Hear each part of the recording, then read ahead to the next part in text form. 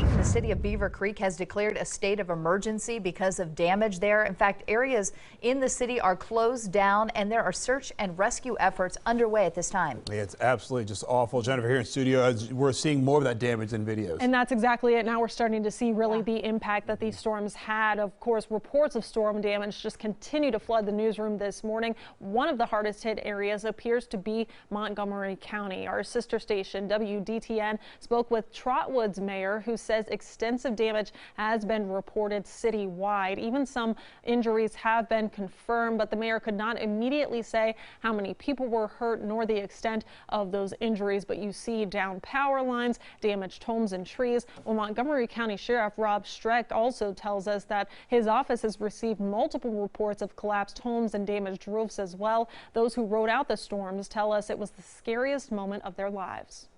We're sitting here by the front doors here, and dead quiet. You could hear a pin drop. Within 5-10 seconds, it goes from dead quiet to a jet engine taking off. It's the loudest noise I've ever heard. So I look over at one of my friends, and we look at each other, and we take off for the bathrooms. We run, cover in the bathrooms. I run in and just dive on the ground. My head lands on a vent, and I'm laying there shaking. My head's up against the wall, and the wall's shaking back and forth. There's wind from the tornadoes pushing through up through the vent into my face, and I'm freaking out sitting there. Just scary. Driving conditions, though, as you would imagine, less than ideal in the area this morning. The Ohio Department of Transportation even says that crews are using snow plows to take debris off of I-75. Here's a look at some of that work taking place overnight. ODOT's press secretary Matt Bruning says other crews are also clearing debris in Mercer and Darke counties. He says tow trucks will have to clear some damaged vehicles along the roadway, but crews do plan to do a more thorough cleaning after they're able to reopen some lanes. Well, the National Weather Service, as we've mentioned, says it is going to conduct damage surveys across the area over the next several days. Right now, Trotwood High School is being used as a shelter for displaced residents, and the Red Cross is working to provide more assistance. Matt. And I noticed on Twitter they've opened up 4 more shelters as well. Now I think they're seeing the extent of this damage. Jen, thank you. Back here in Central Ohio, though, forecasters believe at least another twister touchdown in Hocking County overnight. Yes, surveyors with the National Weather Service are expected to be there today. NBC4's Ted Hart is live this morning getting a closer look at the damage near Laurelville. Ted? Yeah, we're actually on State Route 180 at Karchner Road in Hocking County. This is one of a number of roads here that remain closed this morning because of downed power lines and other debris. There are multiple reports of houses and barns and other structures damaged from the storm. Earlier this morning, we talked to a farmer who lives nearby here who describes an incredible account of survival. I looked up the bottom behind our house, and the lightning had just, I mean, it was almost nonstop.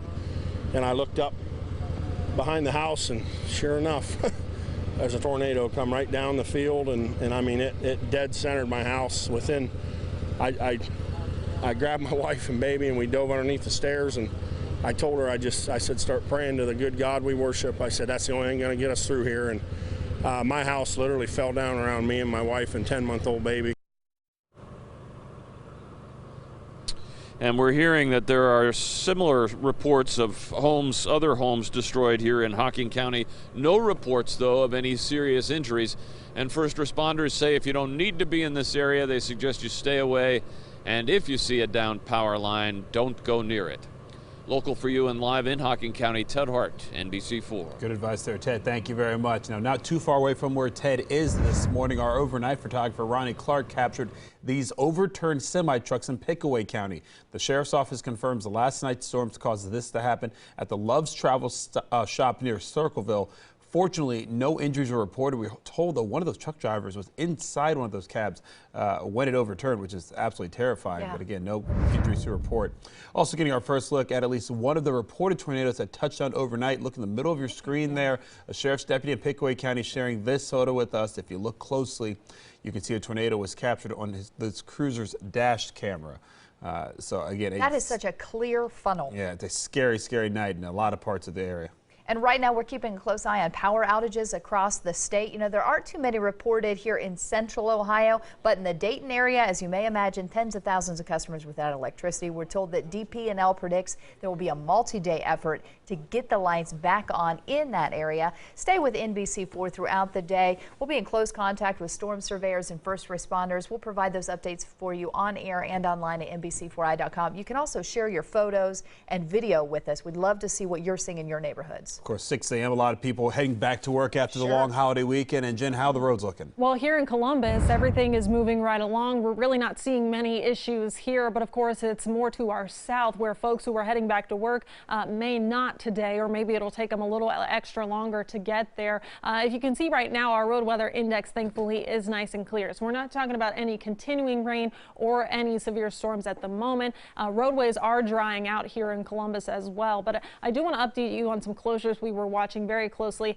in Pickaway County this morning. We are now hearing from the sheriff's office State Route 56 is back open to traffic near Tarleton Road. That area was closed because of downed wires. Also 23 northbound, so those of you traveling towards Circleville, that is back open, but southbound remains closed to traffic at the moment. So continue to use 104 as a detour instead. We'll take another look though coming up in just about 10 minutes.